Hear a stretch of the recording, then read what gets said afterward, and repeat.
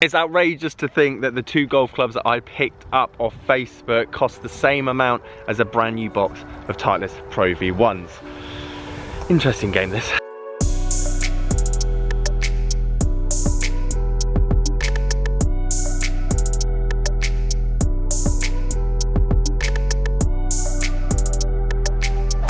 It hasn't changed for a very, very long time.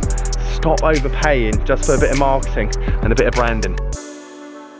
Guys, how you doing? Welcome back to a brand new video. So I'm down here at Sanford Springs Golf Club. I did get down here a bit later than I wanted to. I actually started working back for Hermes again, as I kind of preempted 2 weeks ago, cautiously. I didn't want to get caught out. Cases of COVID, I'm not going to go into it much, but obviously they've been rising. Restrictions very much rumoured in the distance, and I didn't want to get caught out like last time, especially as we've now got a mortgage that is twice as much as I did last year.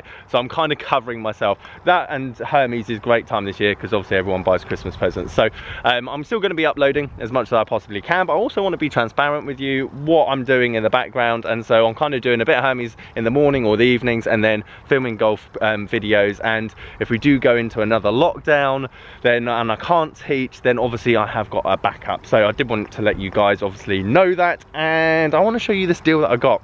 How much do we actually pay for branding versus the actual tech? Because I can guarantee you that the clubs I'm going to show you today, which is for £50, which is a ridiculous price for what you're actually getting, and the brand itself. And if you were to get the mainstream brands, because the mainstream brands of the same year that these came out, and I knew exactly when these came out because I was actually working in that pro shop over there, so it was about 6 years ago. But if I was to find a 6-year-old Ping, Callaway, Titleist, tailor-made driver, they're going to be double, maybe triple the amount of money as what I have in these hands. And in terms of gains and technology, marginal, if anything. So what are we actually paying all this money for? So here in front of you, you have two Yonex woods. We have a driver and we have a hybrid. I'll show you the Facebook listing now as well.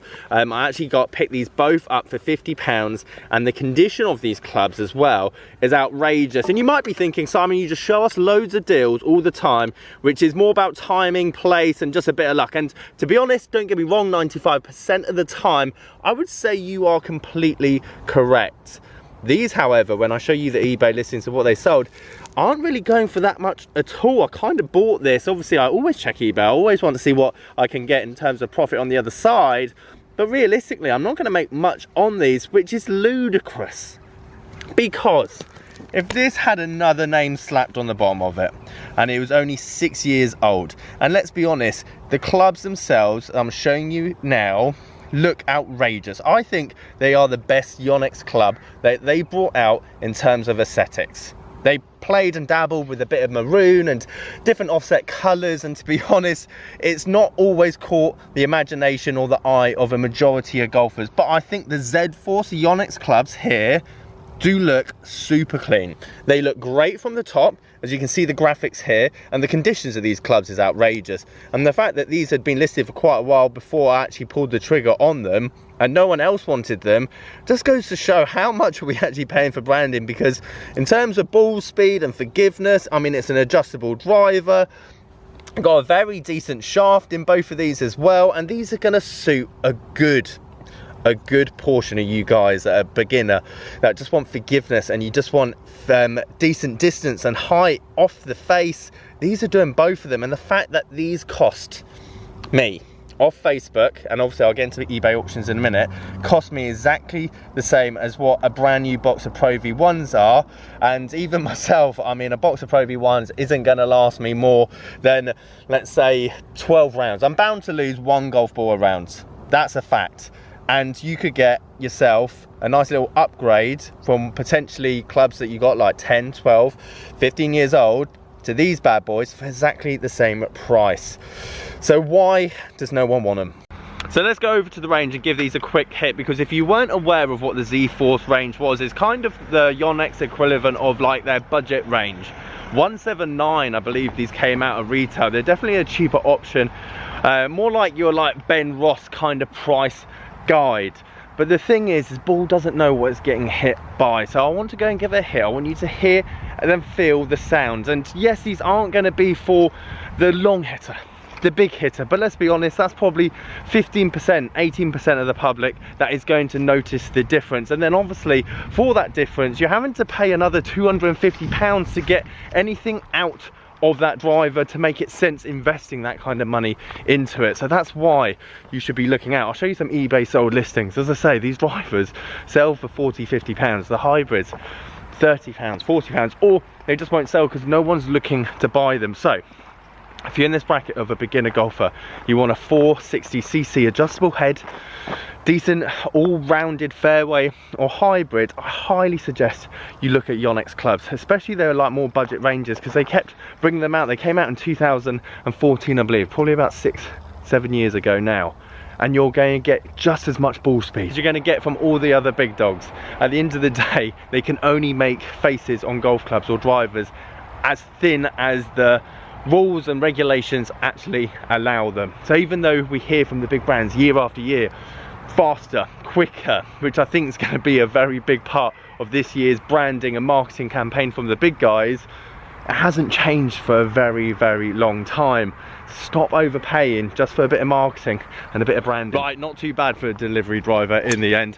I'm not going to blow smoke up your arse and tell you that all these big manufacturers are scamming you. They're not. They spend a lot more in materials on their drivers and their woods to justify the more expense.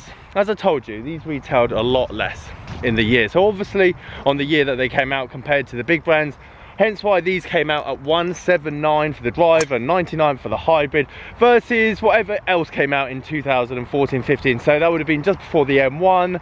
So you're looking at the R15, for example.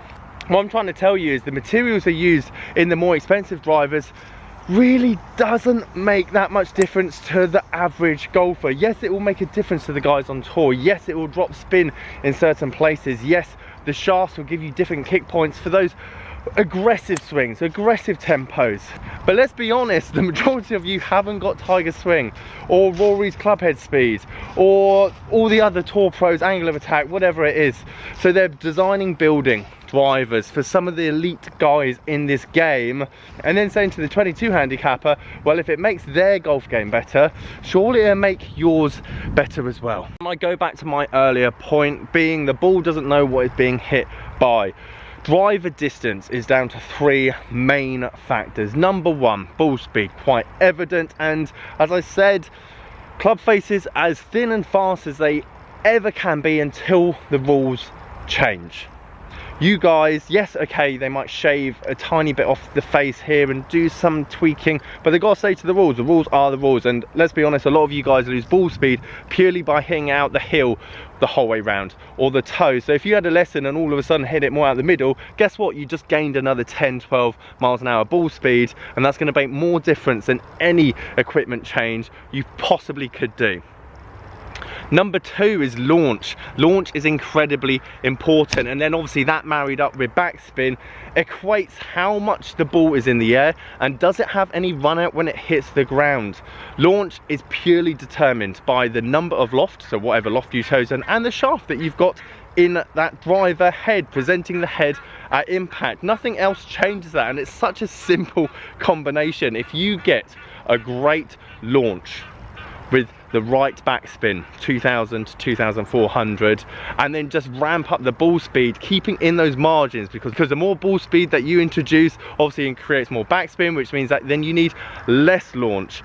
It's a very simple, or let's be honest, it's a very rudimental way of explaining how the ball travels or go as far as it does, but it's not down to the carbon crowns, and it's not down to the gimmicks and the tweaks and the brand and the marketing that they say year on, year out. You could have a driver 20 years old, and if it presents that launch, backspin and loft as better than any other mainstream driver there is, you could shave off 5, 6, 7 miles an hour ball speed just pure down to technology, and that ball will go further, mainly because you've got the correct impact factors. So to wrap up this video, I'd say actually we are spending an incredible amount on brand, and I don't blame you. Why? Because I did exactly the same thing. As soon as I started playing this game, I started with a set of Clevelands or a package set, and I quickly went straight into custom fit Titleist and then tailor-made woods pretty much throughout. And I was playing full-time tailor-made for pretty much the majority of my assistance roles at many golf clubs, and I think tailor-made bring out phenomenal equipment year on, year out. I did have the blessing, however, of getting 40% off trade every year, so my bag would have only cost £500 to £600 to kit out, and guess what, at the end of the season I could sell it on second hand for double the amount of money. That's why at the time I didn't really think about it that much, until obviously I started dabbling a bit more in the second hand equipment, and not only that, teaching a lot more guys that do go out and spend a fortune on their golf game, thinking that the more they spend, the better golfer they will become. And sadly that just isn't the case. I couldn't care less if you spend thousands on your golf bag. The main thing is I want you to enjoy the journey and the process. Time after time, people that spend thousands on their bags and don't see results sadly give up the game. And that's the bit I don't like. And that is why I'm excited. Obviously, house move has happened, and as the business grows and the brand of the channel grows as well, I am very much looking forward to having my own place this year, having my own simulator, having my own second-hand golf racks, because I would love to fit someone into a £50 driver hybrid combo that outperforms their driver that they got 2 years ago, purely because they didn't get fitted correctly. Or maybe they went for a golf lesson and their swing changed wholeheartedly, so the £400 driver that they bought doesn't now work. But then a regular flex Yonex 10.5 degree just seems to hit the right notes and push the right buttons, and all of a sudden we're getting better dispersion and more distance from a driver that's basically been given away. That is an exciting time, and hopefully if I put my foot down this year, I can make that dream a reality, and the videos and the channel will be very interesting going forward. There's the update, guys. Thank you for obviously watching this video and supporting the channel just like you have done over the last 2 years. If you liked it, leave it a like, subscribe if you are new. Catch you guys later. Morning, Tom, hope you're doing well. Good afternoon, mate, well done on the lesson. And evening, Alan, not a problem at all. And testing the G30s and the afternoon, gents, on my way to the lockup. Go pick up the Mura Iron.